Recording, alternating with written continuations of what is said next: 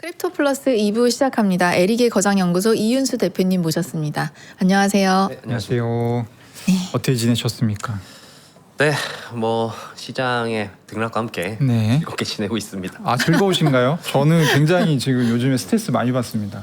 왜냐면 그래서 진짜 실제로 네.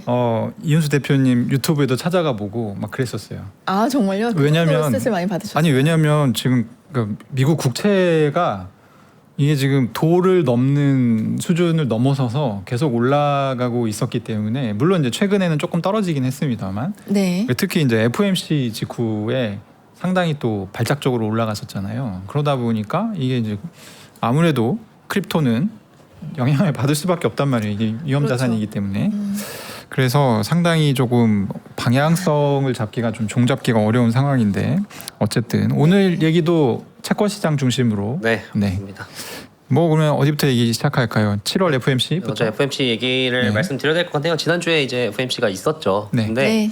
뭐 일단 언론 보도는 뭐 그렇게 특이한 말은 하지 않았다라는 게 뭐 주류였습니다. 뭐 케빈 허씨가 2% 목표물가 내가 유지하겠다라는 게 뭐 포인트라면 포인트인데, 근데 진짜 중요한 점은 채권 시장은 좀 다르게 반응했다는 거거든요. 이 그래프는 뭐냐면요, 30년물과 2년물 금리 차이를 나타낸 겁니다. 네. 이때 뭐 갑자기 금리 차이가 벌어지는 부분이잖아요. 이때가 케빈 허씨가 이 기자회견 할 때였습니다. 2% 목표 물가 얘기하고 뭐 9대 3이었다. 뭐 동결구 뭐 인상 3. 근데 분명히 요런 신호는 금리 인상에 가깝기 때문에 요 차이가 요렇게 벌어지면 안 되거든요. 네. 그러니까 왜냐면은 이제 30년물 같은 장기채는 인플레이션이 반영되고요.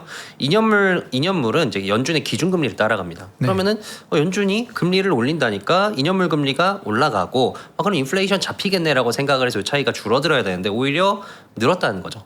그러니까 채권 네. 시장은 반대로 봤다는 겁니다. 에이, 케빈 허씨 거짓말하네. 입으로만 매파네라고 이렇게 생각을 했다는 겁니다.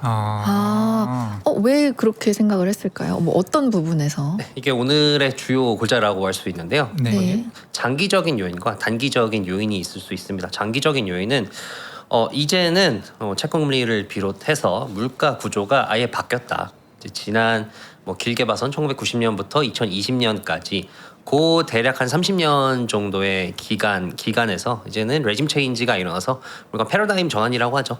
패러다임 전환이 이제 고물가 시대로 전환이 됐기 때문에 뭐 더 이상 여기 지금의 금리가 뭐 높은 게 아니다. 발작적으로 높이 올라간 게 아니라 오히려 평균일 수 있다. 그리고 단기적으로 봤을 때도 뭐 단기적인 요인들을 봐도 당장 금리를 못 올릴 것 같은데라고 라는 게 요 장단기의 주요 핵심이라고 볼 수 있겠습니다. 그러면 이제 케빈 허씨가 이제 2% 정도가 자기가 생각할 때 적정선이다라고 얘기를 하는데 그 기준 자체가 바뀔 수도 있는 건가요? 앞으로는? 네, 맞습니다. 사실 케빈 허씨가 2% 목표 물가를 지키고 싶었으면은 지난주에 금리를 올렸어야 돼요.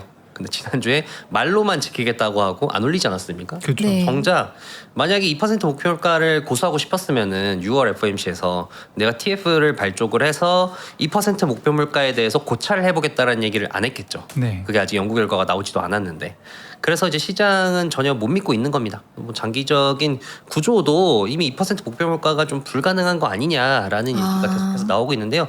이 그래프는 뭐냐면요, CPI입니다. 제가 빨간색으로 표시해둔 부분이 90년부터 2020년까지인데 이때가 어떻게 보면은 인류의 황금기라고 할 수 있습니다.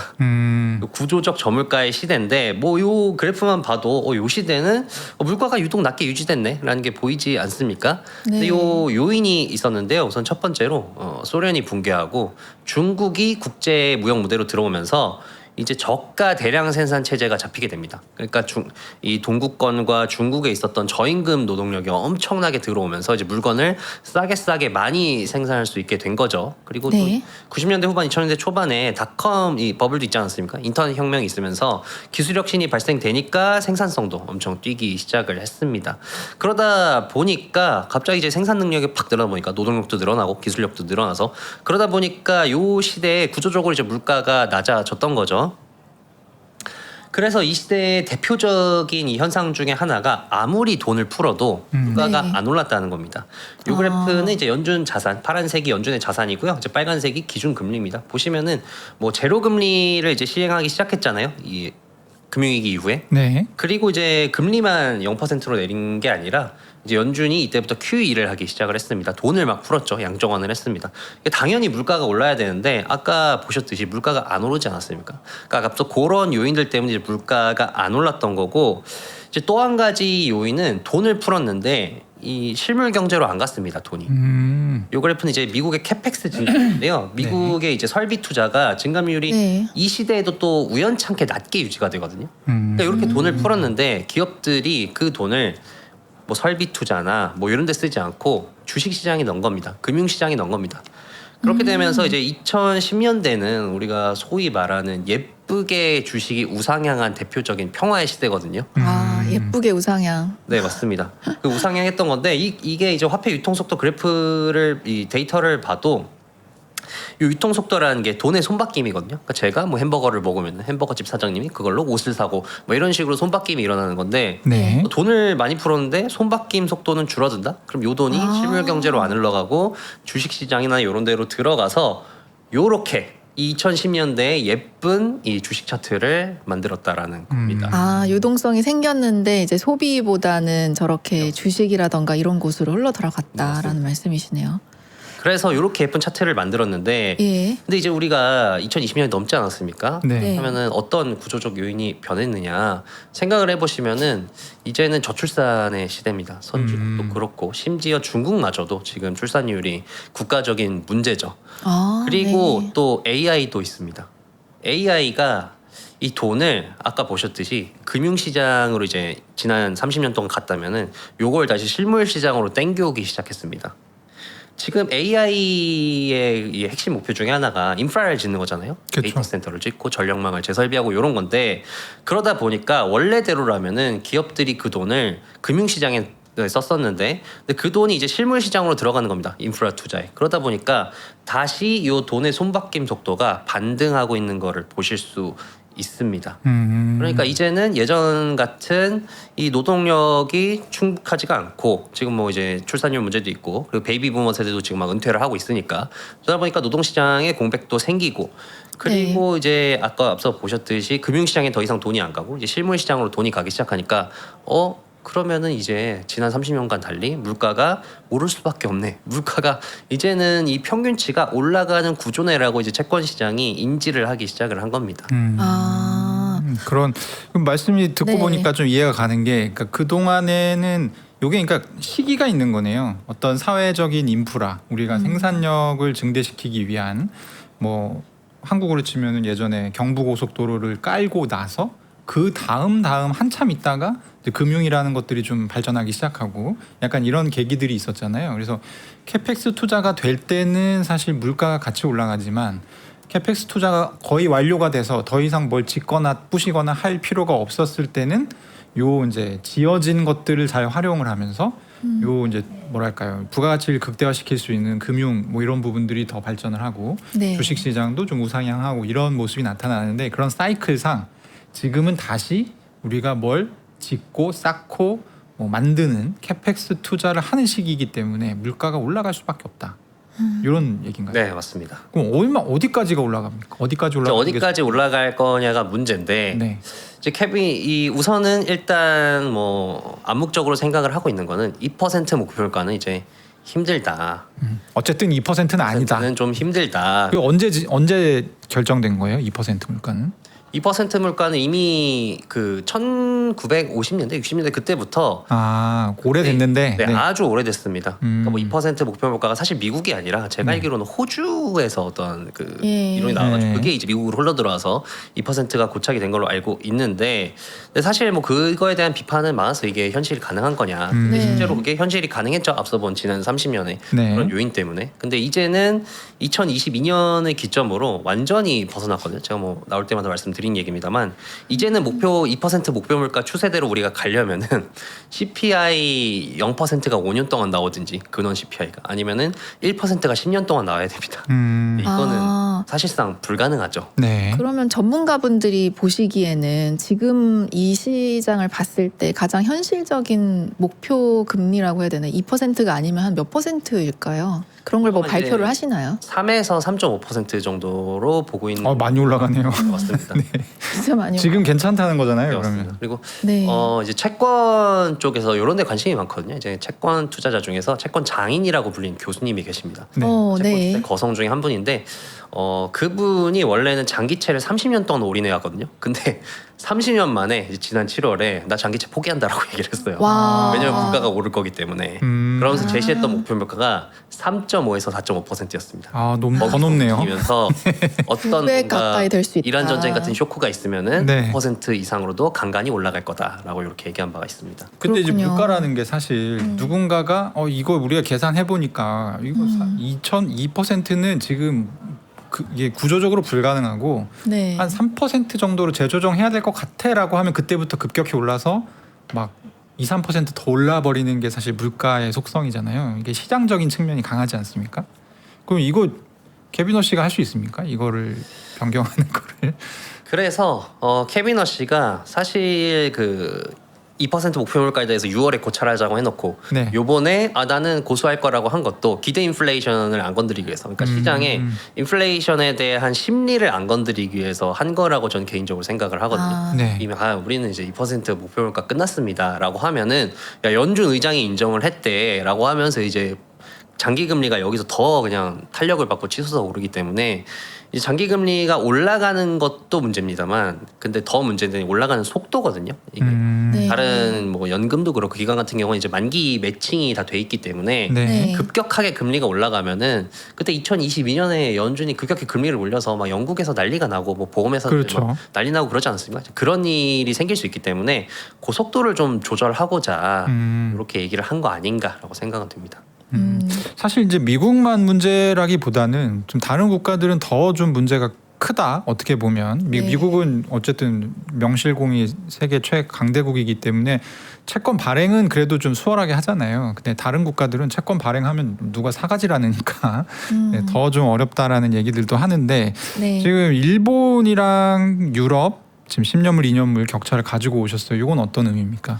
이건 이제 단기적인 얘기로 넘어가는데요. 네. 네. 앞서 본 장기적인 얘기는 이제 경제 구조가 바뀌는 거였고, 제가 일본을 데이터를 가지고 오거든요. 이 그래프가 이제 일본의 10년물과 2년물 금리차입니다. 장단기 금리차인데 계속해서 올라가고 있거든요.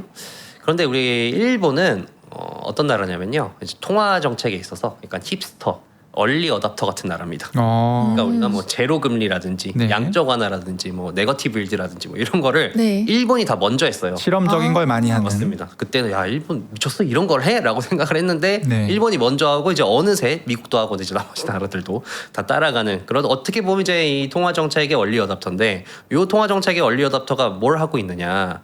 인플레이션 문제가 있음에도 단기 금리를 안 올리고 이 장기 금리가 올라가는 거를 그냥 두고 보고만 있습니다. 그래서 이렇게 지금 장단기 금리차가 확대가 되고 있는 거거든요. 그러면 물가가 네. 올라가지 않습니까? 그런데 왜 이런 선택을 했을까? 최근 네. 이제 다카이치의 얘기를 들으면은 그게 이제 이해가 갑니다. 이제 세계 질서가 바뀌었잖아요. 네. 세계화의 시대에서 탈세계화의 시대로 들어가면서 자급자족을 해야 된단 말이죠. 예전 같았으면은 뭐 우리나라는 뭐 잘하는 첨단 산업하고 제조업 같은 경우는 인건비가 싼 동남아나 중국에 맡기고 그런 시대였는데, 이제 그게 아닙니다. 이제 한 나라에서 아주 기초적인 제조부터 첨단 산업까지 다 소화를 해내야 되거든요. 그리고 원자재 역시도 뭐 우리는 원자재가 나는 나라가 아니니까 딴 데서 안정적으로 수입하면 된다라고 했는데, 뭐 이란 전쟁 이런 거 겪어보니까 야, 안 되겠다, 원자재 비축량을 아예 엄청나게 늘려버려야겠다라고 예. 이렇게 생각을 하는 이제 지경까지 왔습니다. 그러다 보니까 그러려면 이제 정부가 돈을 많이 써야 되거든요. 뭐 AI도 우리나라에서 다 해야 되니까 한 나라 안에서 엄청나게 돈을 많이 써야 되고, 원자재 비축량도 요거 늘리는 게 쉽지 않습니다. 아예 그냥 스토리지부터 엄청 많이 짓고, 그다음에 뭐 전력망도 그 새로 늘어난 이 스토리지에 맞게 좀 재구축을 해야 되고 그쵸. 이렇게 해야 되거든요. 네. 그러다 보니까 돈이 엄청 많이 쓰이는데, 이 상황에서 그러면은 금리를 올릴 수가 있느냐? 금리를 올리기 힘들다는 거죠. 그래서 다카이치도 우리가 정부가 확장 재정을 하겠습니다, 돈 써서 성장하겠습니다라고만 말한 게 아니라 요거에 대해서 일본 중앙은행과 또 협의를 하겠습니다라고 얘기를 했습니다. 그러니까 네. 금리 올리지 말라는 신호를 준 거죠. 그렇게 되면은 일단은 뭐 물가는 구조적으로도 그렇고 뭐 올라갈 수밖에 없지만, 그렇다고 해서 지금 이 AI 투자 안 하고 이렇게 돈 안 쓸 거냐? 그럴 수는 없거든요. 국가의 생존이 달린 문제이기 때문에. 네. 네. 그렇기 때문에 지금 단기 금리는 안 올리고 장기 금리가 올라가는 거를 보고만 있는 게 지금 일본이 하고 있는 일이고, 그리고 제가 이 다른 미국과 유럽의 장단기 금리차 가져온 것도 지금 요 장단기 금리차가 원래는 일본과 미국과 유럽이 반대로 가고 있다가 최근 이제 6월 넘어서 이제 7월부터 다시 반등하기 시작을 했거든요. 네. 이 반등이 바로 일본이 앞서 말씀드렸듯이 얼리 어답터라고 하지 않았습니까? 이제 네. 일본처럼 가고 있는 거다라는 신호를 주고 있는 겁니다. 아, 단기는 이제 올리지 않고 장기는 놔두는 그런 전략을 다 같이 취하고 있는 건가요, 맞습니다. 이제? 미국만 봐도 지금 뭐 AI 지금 GDP 증가분의 80% 이상이 AI 데이터 센터 짓는 그것 때문에 발생하거든요. 경제 성장분의 80%가. 네. 그렇다면은 지금 여기서 금리를 올리면은 완전히 AI 투자 죽이는 건데, 그렇다면 물가를 내가 잡는다고 2% 목표 물가를 고수하겠다고 아예 경제 성장 동력을 죽일 것이냐? 그거는 쉽지 않은 선택이라는 거죠. 이게 사실 그 시장에 몇 가지의 법칙이 있지 않습니까? 그래서 이제 뭐 채권과 주식시장 관련한 법칙 중에 하나는 채권 금리, 특히 장기물 금리가 올라가게 되면 네. 수익률이 좋기 때문에 30년물이 뭐 6%를 준다, 7%를 준다. 그러면은 나쁘지 않거든요. 30년 동안 매년 7%가 나오는 거니까. 그러면 주식시장에서 돈이 채권시장으로 빠진다. 요게 사실 어떤 법칙 같은 부분이었는데, 지금 말씀하시는 걸 쭉 들어보니까 일단 금리가 올라가는데 이 금리가 정상적인 경로로 올라가는 게 아니라 어쩔 수 없이 올라가는 거네요. 지금 정상적인 통화 정책이 불가능하기 때문에. 그러면은 사실 장기 국채를 살려고 하는 사람들이 굉장히 적을 거고, 금리 자체는 높더라도 살 수가 없을 거고. 그렇죠. 그러면 주식시장에서 돈 안 빠지겠네요. 그래서 이제 요번이 예전 같았으면 이렇게 금리가 오르면은 주식이라든지 소위 말하는 위험 자산이 안 좋았잖아요. 그렇죠. 그런데 지금 이렇게 금리가 오르고 있는 거는 물가 문제도 있지만 특히 미국 같은 경우는 정부 부채 문제도 있거든요. 그걸 네. 이제 시장이 인식을 하기 시작했습니다. 그래서 진짜 그걸 보여주는 게 24년 9월에 기준금리를 인하했거든요. 처음에. 네. 그러면은 원래대로라면은 기준금리를 인하하면은 장기채 금리는 금리 내리기 전보다 더 떨어져야 돼요. 그렇죠. 근데 지금 금리 내리기 전보다 더 올랐거든요. 네. 그러니까 그렇다는 거는 니네 이제 금리 내리면은 적장 재정하겠다는 거네. 채권 더 찍어내겠다는 건데 네. 이렇게 부채가 많은데 그러면은 미국 너네 아무리 무위험 자산이라고 하지만 금리 더 올려서 받아야 되는 거 아니야? 지금 리스크 프리미엄이 좀 더 있어야 되는 거 아니야? 라고 생각을 한다는 거 아니겠습니까? 그렇죠. 그래서 이제 채권의 그렇죠. 매력이 떨어졌다는 건데, 그래서 그게 이제 새로운 변수입니다. 예전에는 금리가 오르면은 위험 자산이 안 좋다는데 채권이 매력이 없어서 안 좋은 건데 라고 이렇게 생각을 할 수가 있다는 거죠. 물론 이제 또 다른 관점에서는 어느 정도 이제 장기 금리가 뭐 더 높은 수준에서 뭐 % 이상 쪽에서 완전히 고착이 되면은 연금이나 이런 쪽에서는 내가 뭐 한 30년 뭐 10년이나 30년 가지고 있어서 한 6% 내가 확정 수익을 받는다면 만기까지 버텨서 그러면은 뭐 나쁘지 않은데 어차피 나는 이제 만기에 맞춰서 고정적인 수익을 줘야 되니까 뭐 그렇게 생각할 수는 있습니다만 뭐 이제 앞서 말씀드렸듯이 이제 새로운 변수는 채권 이제 매력이 떨어졌다라고. 근데 역사적으로 봤을 때 예전에도 뭐 이런 적이 있었나요? 비슷하게 예를 들어서 뭐 장기채 보유하는 것 자체가 너무 위험하고 리스크가 크니까 보상이 좀 더 있어야 되는 거 아니야라고 생각하던 시절이 없지 않았을 것 같은데. 그게 이제 예. 변화하는 세계 질서의 작가자 유명한 헤지펀드 매니저죠. 레이 달리오가 하는 얘기입니다. 이제 과거에 이제 패권국의 흥망성쇠를 보면은 이제 패권국이 이 패권을 잃고 이제 쓰러져가는 과정에서 말씀하신 그런 현상들이 나왔습니다. 패권국의 이 채권들, 특히 장기채를 못 믿는 거죠. 니네 나라 이제 예전처럼 패권국이 아닌데 더 네. 이상 세계를 지배할 수 없는데 뭘 믿고 내가 30년씩 이렇게 돈을 빌려주냐? 돈 빌려준다면은 금리를 더 높여서 받아야지. 라고 이렇게 생각을 하는 그런 현상들이 과거에도 있었습니다. 그러니까 채권 금리가 높아져서라는 거는 사실 금리 채권의 가격과 금리는 반비례 관계니까 채권이 싸진다는 얘기잖아요. 싸지기 때문에 매력적이라서 주식시장에서 돈이 일로 올 수 있어서 사실은 그동안 네. 채권과 주식시장이 좀 이제 상관관계가 반비례다 이렇게 이제 설명 많이 했었는데 네. 이게 잘 봐야 된다는 거죠. 이게 그렇죠. 채권이 싸진 거는 싸진 건데 싸져서 매력이 있어진 건지 아무도 안 사기 때문에 맞습니다. 가격이 내려간 건지를 구분을 해야. 지금 같은 경우는 보면 다우존스도 어제 신고 26점 찍었잖아요. 예, 역대 최고가 한번 또 갱신했거든요. 그러니까 계속 올라가고 있는데 주식시장은 채권 시장은 계속 내려가고 있고 네. 그래서 이거 뭔가 잘못됐다라고 사람들이 생각하는데 그게 아니라 그게 새로운 질서다. 이렇게 해석할 수 있는 거군요. 네, 맞습니다. 이제 새로운 이게 장기 30년물 장기채만 봐도요. 지난 뭐 한 40년 이상을 계속해서 우하향하다가 이제 그 채널이라고 하죠. 요 우하향 채널에서 이제 그 벗어났습니다. 완전히 추세에서 완전히 벗어났기 때문에 뭐 가격 움직임 자체가 이제 새로운 질서가 왔다라고 얘기하고 있는 것이죠. 이번에 7월 FMC에서 이제 워시 의장이 얘기했던 워딩 중에 저는 좀 제일 재밌었던 부분이 금리를 왜 동결하냐. 물가 상승률 2%인데 그랬더니 워시 의장이 야, 니네 시장 금리를 봐라. 금리가 알아서 먼저 올라가 있기 때문에 우리가 여기서 또 올리면 그거는 좀 부적절하다. 약간 이런 톤으로 얘기를 했던 것 같아요. 정확한 워딩은 아닙니다만 제 식으로 해석을 하자면 네. 요거는 어떻게 우리가 해석을 해야 됩니까? 만약에 다음에도 9월 FMC에도 30년물, 10년물 국채 수익률이 엄청 올라가 있으면 또 동결을 하겠다라는 그런 의미일까요? 네, 케빈 허씨는 한마디로 이제 기준금리의 역할을 장기채가 대신하고 있지 않느냐, 지금 올라간 금리가 대신하고 있지 않느냐라는 얘기인데요. 네. 뭐 저는 앞서 말씀드렸습니다만 케빈 허씨가 2% 목표 물가의 그런 신념이 있는 사람은 아니라고 생각을 합니다. 때문에 앞서 좀 기대 인플레이션 심리를 안 건드리기 위해서 그런 얘기를 한 거고, 뭐 요번에 동결했다든지 뭐 앞서 말씀하신 채권 금리가 뭐 금리 인상 역할을 해주는데 뭐 우리가 해야 되나라는 요를 단어라든지 보면은 그렇게 금리를 올리고 싶어하진 않는 것 같거든요. 네. 그렇기 때문에 뭐 지금 유가도 어느 정도 이제 진성세에 들어오고 있잖아요. 그리고 뭐 지금 유가가 이제 나머지 서비스 물가나 이런 데로 전이 되느냐 안 되느냐가 문제였는데 지금 그렇게 아직은 전이 되지가 않고 있기 때문에 물가 상황도 이대로 안정적이고 그리고 유가도 별 문제 없다면은 이런 상황이라면은 버텨볼 수 있다. 네, 금리를 굳이 올려야 되나 생각을 합니다. 지금도 그러면 9월 거의 확정적인 것처럼 되어 있고 실제로 페드워치나 이런 자료들을 보면 그렇게 나오는데 막상 또 9월에 돼서 전쟁이 휴전이 또 되고 유가가 굉장히 낮은 수준으로 유지가 되고 그러면 또 안 할 수도 있겠네요.